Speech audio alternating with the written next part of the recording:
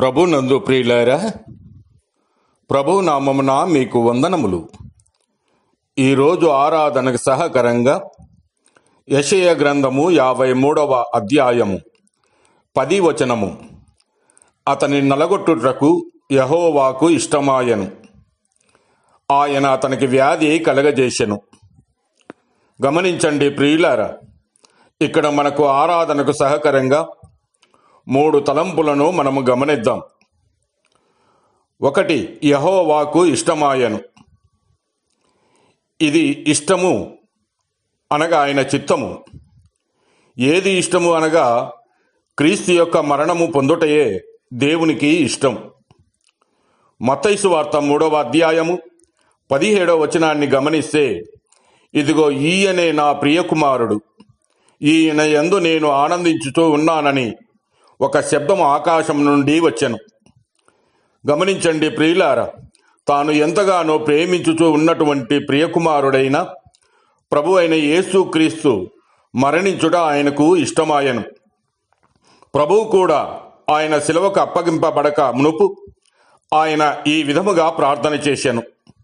లూకాసు వార్త 22వ అధ్యాయము 42-43 వచనాలు గమనిస్తే, తండ్రి, ఈ గిన్నె నా యొద్ద నుండి నీ చిత్తమైతే తొలగించుము, అయినను నా ఇష్టము కాదు, నీ చిత్తమే సిద్ధించునుగాక అని ప్రార్థించెను. అనగా ప్రభు దేవుని యొక్క చిత్తము ప్రకారమే ఆయన ప్రాణమును పెట్టెను. యోహాను సువార్త 10వ అధ్యాయము 17-18 వచనాలను చూస్తే, నేను దాని మరలా తీసుకున్నట్లు నా ప్రాణము పెట్టుచున్నాను, ఇందువలననే నా తండ్రి నన్ను ప్రేమించుచున్నాడు. ఎవడనూ నా ప్రాణము తీసుకొనడు, నా అంతట నేనే దానిని పెట్టుచున్నాను. దాన్ని పెట్టుటకు నాకు అధికారము కలదు, దాన్ని తిరిగి తీసుకొనుటకు నాకు అధికారము కలదు. నా తండ్రి వలన ఈ ఆజ్ఞ పొందితిని అనెను. అలాగునే 2వ విషయాన్ని చూస్తే, తండ్రి ఇష్టమును నెరవేర్చు కుమారుడుగా ఉన్నాడు.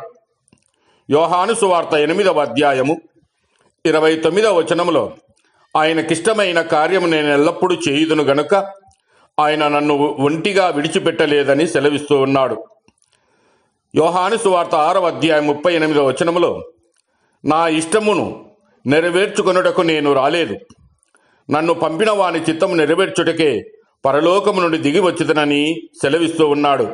అనగా తండ్రి యొక్క చిత్తాన్ని నెరవేరుస్తూ ఉన్న కుమారుడుగా మనకు కనబడుతూ ఉన్నాడు. 3వదిగా బలిగా మారిపోయిన క్రీస్తు. లేవియా కాండము 5వ అధ్యాయం 6 వచనాలు గమనిస్తే, పాపక్షమాపణ కలిగినట్లు యాజకుడు అతని నిమిత్తము ప్రాయశ్చిత్తము చేయును. అనగా పాపక్షమాపణ నిమిత్తమై ఆనాటి ప్రజలు యాజకుని ద్వారా బలులు అర్పించేవారు.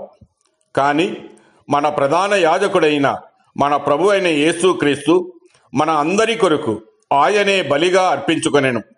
మన పాపములు తీసివేయుట కొరకు తన రక్తమును చిందించి తన ప్రాణమును ఆ శిలువలో పెట్టెను. ఆనాడు అయితే ఏటేటా వారు బలులు అర్పించేవారు. అయితే మన కొరకు ప్రభు అయిన యేసుక్రీస్తు ఒక్కసారి బలిగా తనకు తానుగా అర్పించబడి ఉన్నాడు.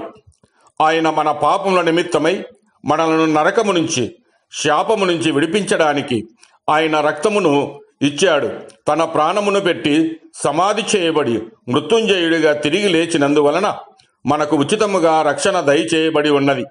కనుక ప్రియులారా, ఇంత గొప్ప రక్షణను మనకు ఉచితముగా దయచేసినటువంటి ఆ ప్రభువుని మనము ఆత్మతోనూ సత్యముతోనూ ఆరాధిద్దాం.